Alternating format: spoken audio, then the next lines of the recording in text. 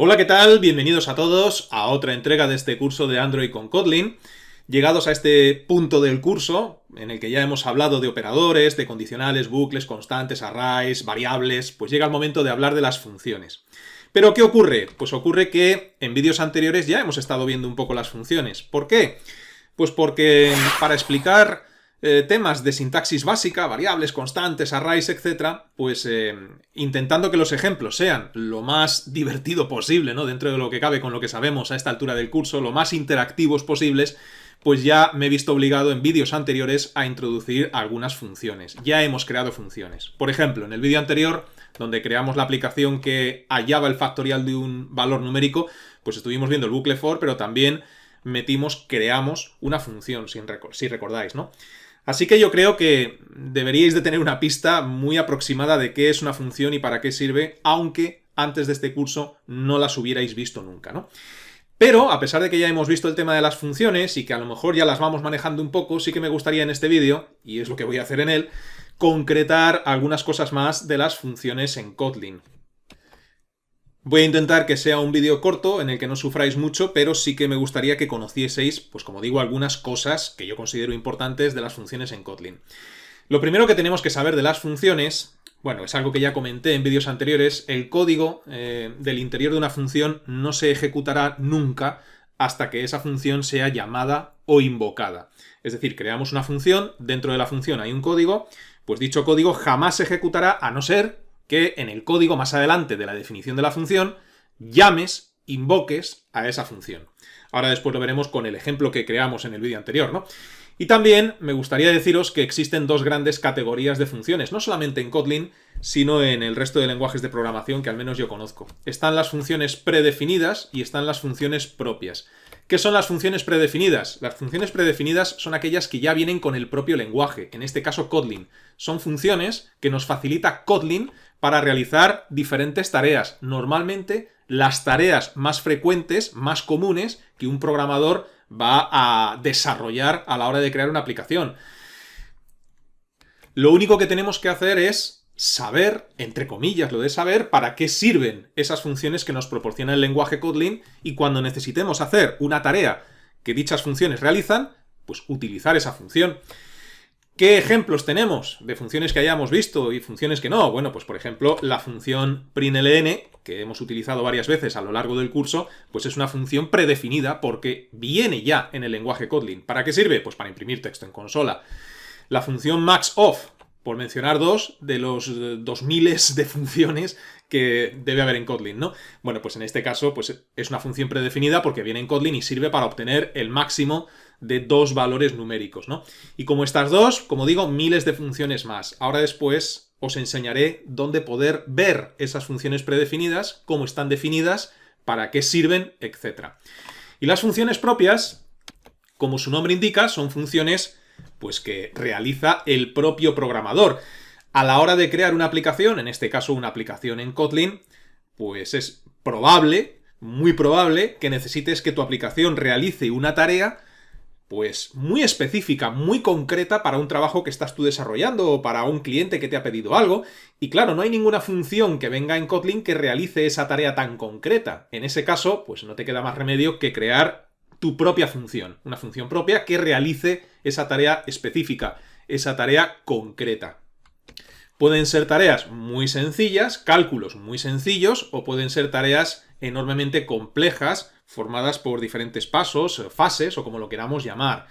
La complejidad de una función puede variar muchísimo dependiendo de la tarea que quieras realizar. Aquí tenéis el código del vídeo anterior donde creamos esa aplicación que hallaba el factorial de un número y aquí tenemos la función que nosotros creamos en su momento. Esa función es una función propia, no es una función que venga con Kotlin, es una función que tuvimos que crear nosotros porque queríamos hacer un cálculo muy concreto que Kotlin por defecto no contempla y es hallar el factorial de un número, ¿no? Y por eso creamos esta función. Sería un ejemplo de función propia. ¿Dónde podemos ver las funciones que vienen con el lenguaje Kotlin? ¿Dónde podemos ver las funciones predefinidas? Pues mirad, en la documentación de Kotlin. Si vais a Google, por ejemplo, y le introducís documentación Kotlin, así de simple, el primer enlace que nos ofrece, pues es la documentación de Kotlin. Y aquí En la documentación de Kotlin, pues hay una sección donde están pues los topics más frecuentes, y es concretamente aquí donde dice Standard Library API Reference, donde podemos acceder pues a la API de Kotlin, a la librería estándar de Kotlin, donde vienen pues todas esas funciones, ¿no? Para hacer diferentes tareas. Fijaos que aquí en la descripción nos dice IO. ¿Qué quiere decir esto? Input, Output. Pues son ejemplos que nos ponen aquí en este megabotón para saber que aquí accedemos a funciones para realizar tareas de entrada y salida de datos, de lectura de archivos, manejo de archivos, de programación concurrente o multihilo, colecciones y mucho más, como nos dice aquí, ¿no? Si hacéis clic aquí, en Standard Library API Reference, bueno, pues entramos aquí en la documentación, y la documentación en Kotlin está organizada, está jerarquizada. Todo comienza por paquetes. ¿Qué son los paquetes? Los paquetes, como su nombre indica, pues son grupos de clases, tipos, funciones, etcétera, para realizar tareas parecidas, comunes. Por ejemplo, existen un grupo de tareas que son las tareas core o principales de Kotlin, ¿no? Las que más se realizan, las más frecuentes. Bueno, pues eso viene en este paquete, en el Kotlin. Y aquí nos lo dice, ¿no? Dice core functions, es decir, funciones de núcleo o principales, tipos, disponibles para todas las plataformas. Si os fijáis aquí en la documentación, cuando ponemos el ratón encima de uno de estos paquetes, aparecen aquí 4 botones de colores: Common, JVM, JS y Native. ¿A qué hacen referencia esos botones? Bueno, pues estos botones indican las plataformas específicas para las cuales pues, está disponible esa parte de la API de Kotlin. Es decir, el que aparezcan estos 4 botones aquí, en este paquete en concreto, que ya os anticipo que aquí en este también, pero en este no, por ejemplo, ¿no? Pero aquí y aquí sí, fijaos como en este paquete solamente aparece JS, el que aparezcan los 4 botones quiere decir que los tipos, clases, funciones que hay dentro de este paquete de Core Functions, paquete llamado Kotlin, nos va a permitir, o nos va a indicar, mejor dicho, que esas funciones, tipos, etcétera, están disponibles para estas 4 plataformas, ¿no? ¿Qué es Common? Bueno, pues Common muestra la parte de la API que es común a todas las plataformas. Kotlin tiene un modelo de desarrollo multiplataforma que permite escribir código en un módulo común que puede ser compartido entre todas las plataformas soportadas, ¿no? En la documentación bajo este filtro, pues, porque son filtros, mirad, podéis hacer clic en cada uno de estos botones y se filtra, ¿no? Aquí si pulsáis en Common, pues nos muestra todo lo que responde a ese Common, ¿no? Voy hacia atrás otra vez. Bueno, pues como digo, digamos que es un filtro, la documentación que está bajo este filtro muestra las funcionalidades que podemos esperar usar en cualquier plataforma sin modificar nada. Todo esto, el Common. JVM es un filtro que muestra las partes de la API que son específicas para la JVM, para la Java Virtual Machine, de la que ya hablamos al principio del curso, ¿no? Ya sabéis, porque lo hemos mencionado, que Kotlin fue diseñado originalmente para interoperar con Java, y que Kotlin, porque lo hemos comentado también al principio del curso, se ejecuta sobre la JVM, sobre la Java Virtual Machine, por lo que muchas de sus funcionalidades y bibliotecas están especialmente adaptadas o son extensiones de la API de Java. Cuando te encuentres en la documentación oficial una clase, una función, un método, lo que sea, que tiene este símbolo, pues quiere decir precisamente eso, que está especialmente adaptada, que son funcionalidades, bibliotecas adaptadas de las APIs de Java, extensiones de las APIs de Java, ¿no? O sea, que nos está diciendo que en este paquete, además de incluir tipos, clases, etcétera, que podemos desarrollar en cualquier plataforma, también nos indica con este simbolito que dentro de este paquete tenemos tipos, clases, funciones que vienen que extienden de la API de Java y que son interoperables con Java y que se ejecutan sobre la Java Virtual Machine. JS, pues yo creo que el nombre lo indica, ¿no? Viene de JavaScript. Al seleccionar este filtro, vamos a ver en la documentación pues todo lo que hace referencia a Kotlin JS JavaScript, que es la compilación de Kotlin a JavaScript. Esto nos va a permitir utilizar Kotlin para desarrollar aplicaciones que se ejecutan en navegadores como código JavaScript. Es decir, que aquí dentro de este paquete, pues hay tipos, clases, funciones, etcétera, que permiten esto. Permiten desarrollar aplicaciones Kotlin que se ejecutarán en un navegador. Sin embargo, fijaos en este paquete. Este paquete, si yo coloco el ratón encima, solamente tiene uno de los botones, uno de los filtros. Eso quiere decir que en este paquete, y además el nombre lo indica claramente, Kotlin Browser, es decir, Kotlin navegador?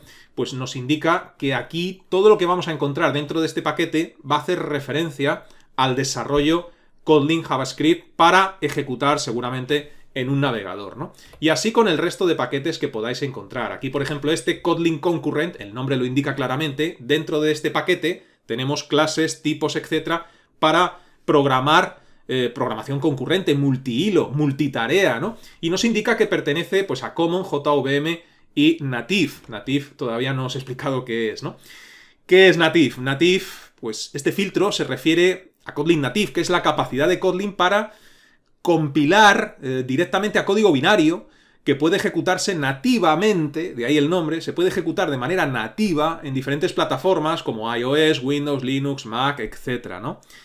Entonces, bueno, pues aquí dentro de este paquete nos podemos encontrar, pues, funcionalidades para esto, ¿no? Sin embargo, fijaos cómo falta el de JS. Bueno, pues eso quiere decir que en este paquete no vamos a encontrar nada, ninguna clase, función, tipo, nada que sirva para programar Kotlin, JavaScript y que se ejecute en un navegador, por ejemplo. No lo vamos a encontrar aquí.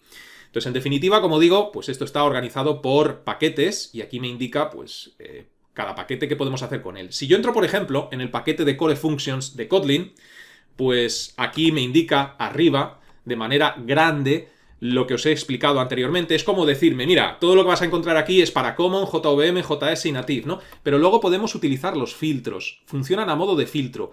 La documentación es tan extensa, es extensísima, fijaos lo extensa que es, ¿no?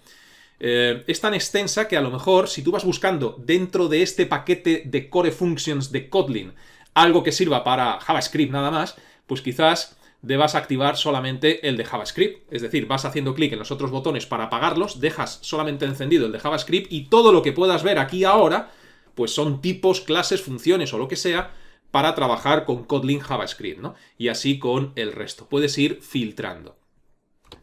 Dentro de los paquetes, fijaos como también está jerarquizada la cosa, ¿no? Porque ya os digo que la documentación es extensísima. Entonces, dentro de este paquete de Core Functions en el que hemos entrado, en primer lugar tenemos tipos. Y aquí me dice annotation, any, array. Si vamos bajando, pues aquí están todos los tipos. Y en algún momento, espero no equivocarme, a lo mejor me lo he pasado ya, encontraremos algo que no sean tipos, que sean functions, por ejemplo, ¿no? Aquí, por ejemplo, annotations. Bueno, pues aquí están todas las anotaciones que pertenecen a este programa.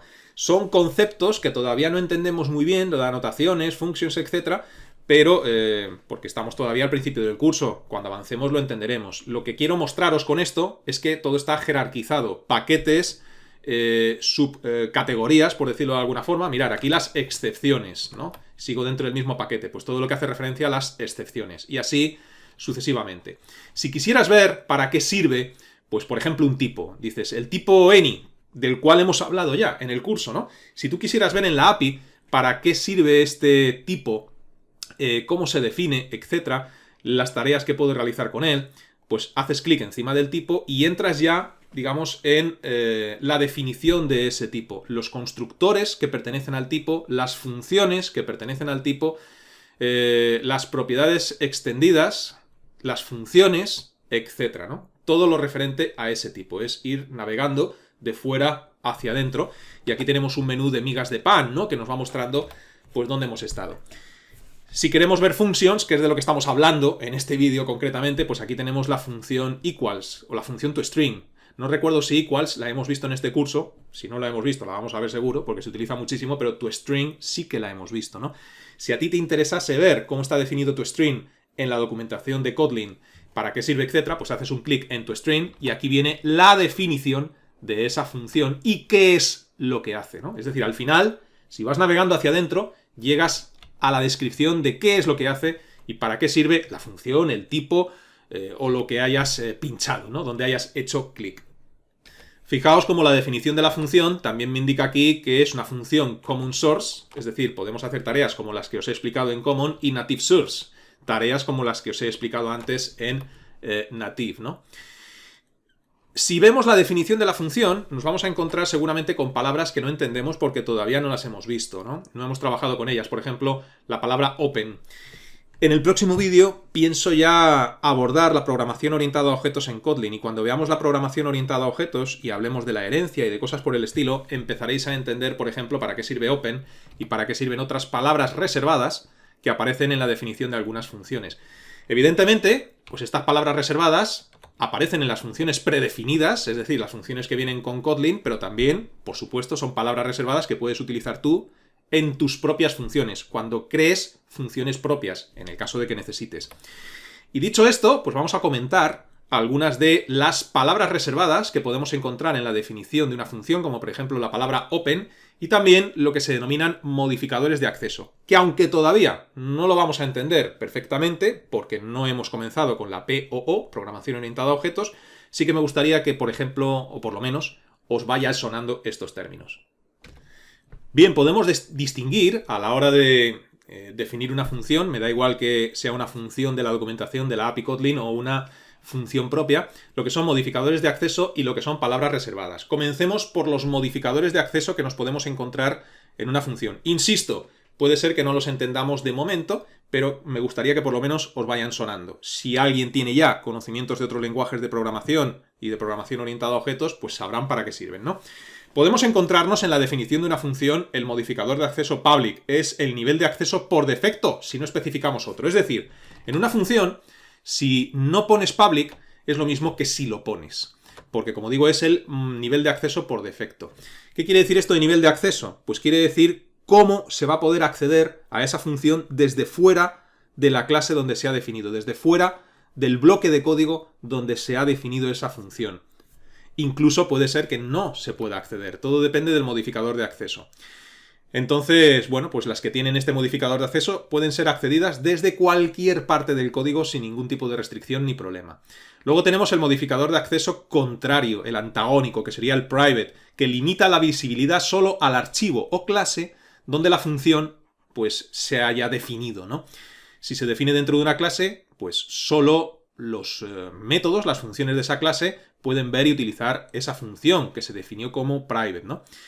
Luego tenemos otro modificador de acceso que es el protected, que es similar al private, pero permite también el acceso a cualquier subclase. Subclase es una clase que hereda de otra, ¿no? Una clase hija.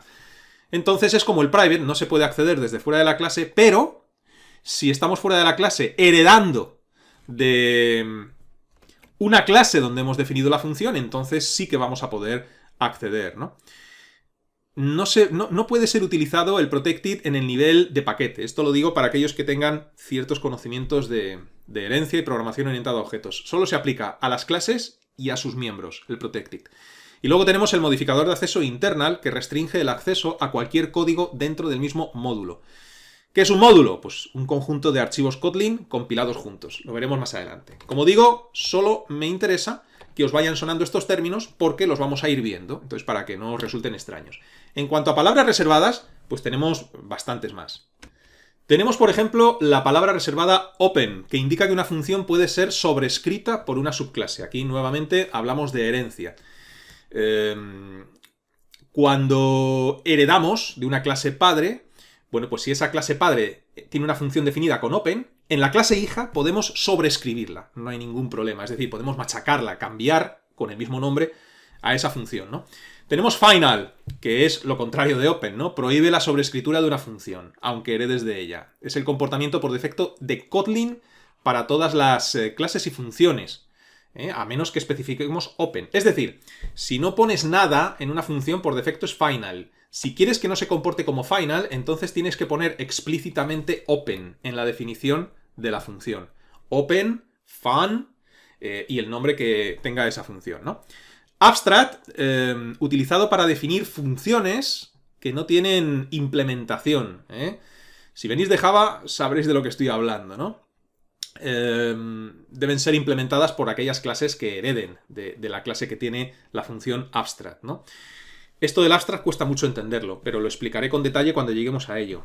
Para que tengáis una ligera idea de momento, el abstract sirve fundamentalmente para marcar el diseño de la herencia, porque obliga a las clases hijas a sobreescribir una función que no ha sido implementada. Es como decirle a las clases hijas, si quieres heredar de mí, tienes que desarrollar esta función abstract obligatoriamente. Lo veremos en su momento. Override indica que una función pues está proporcionando una implementación para una función abstracta o reemplazando una función open de una superclase, que la está sobreescribiendo, básicamente, ¿no? Operator permite a una función sobrecargar un operador. Veremos ejemplos de esto. Infix, pues que la función sea llamada sin paréntesis y sin punto. A la hora de llamar una función, utilizamos la nomenclatura del punto en programación, ¿no? Es decir, objeto.función. Bueno, pues infix permite que ni utilicemos paréntesis ni utilicemos puntos, utilizando solamente un espacio entre el nombre de la función y sus parámetros. Siempre y cuando, esto es importante, la función tenga un único parámetro. Bueno, de momento que os suene, lo iremos viendo. Inline. Pues inline lo que hace es sugerir al compilador que copie el código del cuerpo de una función en el lugar donde es llamada. Es decir, en el lugar justo del código donde estás llamando a la función, inline lo que hace es que copie el código de la función para reducir la sobrecarga en la creación de objetos, ¿no? Es para optimizar recursos. Tailrec indica que una función es recursiva de cola. ¿Y esto qué es? Bueno, pues esto permite que el compilador la optimice, por decirlo de alguna forma, para evitar desbordamientos de pila, ¿eh? Cuando reutilizamos el marco de la pila. Bueno, conceptos que hasta que no se vean con un ejemplo van a ser complicados que lo entendáis si no los habéis visto nunca, ¿no? Y por último, suspend, pues como su nombre indica, es utilizado para marcar funciones que son suspensibles o suspendibles. No sé cómo se dice, suspensible o suspendible. En definitiva, funciones que se pueden suspender, que pueden ser pausadas y más adelante reanudadas. ¿Dónde se utiliza esto mucho? Pues en la programación asíncrona, ¿no? Cuando vas a programar dos hilos de ejecución, dos o más, ¿no?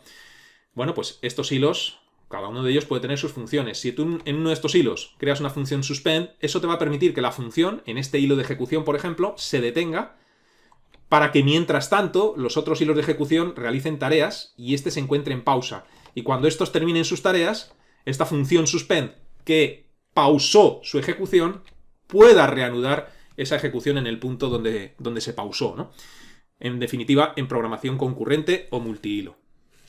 Y para terminar este vídeo, que seguramente esté siendo más duro, más aburrido de lo normal, yo lo sé, pero la teoría a veces es necesaria, imprescindible, deciros simplemente, y esto al alumno principiante le cuesta muchísimo entenderlo, que hay funciones que devuelven dato y funciones que no.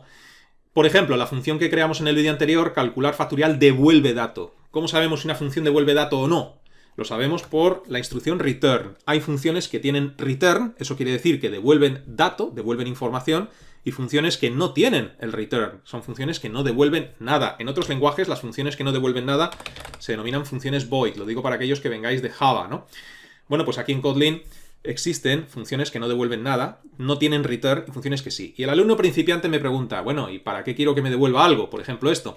Cuando una función te devuelve dato mediante la instrucción return, ese dato lo puedes almacenar en una variable, lo puedes almacenar en una constante, lo puedes almacenar en una base de datos, lo puedes llevar a un fichero externo, escribirlo en un fichero externo. Así que fijaos lo útil que puede llegar a ser que una función nos devuelva ese dato, nos devuelva información, ¿no? Es como si la función a la hora de invocarla te lanzase, como el que lanza una pelota con una mano, te lanzase ese dato para que tú con el dato hagas lo que necesites o lo que quieras, como los ejemplos que os acabo de poner, extremadamente útil. Pero en otras ocasiones, tú no necesitas crear una función que devuelva nada, necesitas una función que haga un trabajo en concreto, pero que no te devuelva información, que no te devuelva nada, por ejemplo, que imprima algo en pantalla. Cuando una función imprime algo en pantalla, no nos está devolviendo nada, simplemente está realizando una tarea de impresión. O una función que incremente el valor de una variable, por poner un ejemplo. Quiero que incremente el valor de esa variable, pero no necesito que me devuelva la variable. Al menos no lo necesito de momento, pues esa función será de tipo void. En Kotlin no se les denomina void exactamente, se les denomina funciones unit. He dicho lo de void porque muchos vendréis de Java, de César, etcétera, para que sepáis de lo que hablo, ¿no? Pero en Kotlin son funciones unit. Cuando vas a crear una función de estas, que no devuelve nada, no poner unit y ponerlo es exactamente lo mismo. Cuando trabajemos en algún ejemplo de función lo veremos. El ponerlo únicamente implica que tu código sea un poco más verboso y legible, ¿no? A la hora de leer el código, sin llegar a ejecutarlo, bueno, pues al ver el unit ves que esa función no devuelve absolutamente nada. Pero funcionan igual las funciones que no deben devolver datos si pones el unit como si no. ¿Dónde se pondría el unit? ¿O dónde no se pondría? Fijaos en la definición que hicimos de esta función. Private, modificador de acceso que ya hemos visto. Eso quiere decir que esta función solamente es accesible desde este fichero o esta clase, desde el bloque de código donde se ha definido. Fan, palabra reservada para indicar que es una función. Nombre de la función, calcular factorial. Aquí iría la zona de parámetros, de la que ya hemos hablado en vídeos anteriores. Una función puede recibir un parámetro, más de un parámetro, o no recibir parámetros. Todo depende de las necesidades que tengas, ¿no? Igual ocurre con las que vienen predefinidas en la documentación de Kotlin. Y es aquí donde pone int, donde especificamos si una función devuelve dato o no lo devuelve. Al indicar aquí int, le estamos indicando a Kotlin que esta función va a devolver un dato de tipo entero. Es decir, resultado, que es lo que nos está devolviendo, es de tipo entero. Pues es aquí donde podríamos poner el unit. Y funcionaría exactamente igual, sustituyendo aquí este int por un unit, y quitando el return, claro, funcionaría exactamente igual que si no pones nada. Es decir, si tú creas la función y omites 2 puntos y el valor de retorno, es lo mismo que si pones unit. Entonces, lo único que haces con unit es lo que os he dicho, que sea más verboso, que sea más legible a los ojos de un programador, que sobre todo, pues a lo mejor no has sido tú el que ha programado el código, pero da igual, funcionan exactamente igual. Y bien, pues todo esto es lo que os quería comentar respecto a las funciones en Kotlin. Seguramente haya algún detalle que se me haya escapado, pero como vamos a estar trabajando constantemente con funciones, pues lo veremos más adelante en el curso. Así que nada más, vamos a dejar de momento este vídeo en el punto en el que nos encontramos. Y os recuerdo que si lo deseáis podéis registraros gratuitamente en mi academia virtual píldorasinformáticas.es, donde en la zona de cursos gratuitos tengo todos los cursos gratuitos que he ido subiendo a YouTube ordenados por categorías. Aquellos que deseéis que os resuelva las dudas relacionadas con los cursos tenéis la sección de cursos offline, y los que deseáis que os haga un seguimiento más personalizado, como si tuvierais un tutor en casa, con ejercicios, test, resolución de dudas y entrega de certificado al finalizar un curso, tenéis los cursos tutorizados. Estos catálogos se irán ampliando poco a poco con el tiempo. Hasta la próxima, que os vaya bien.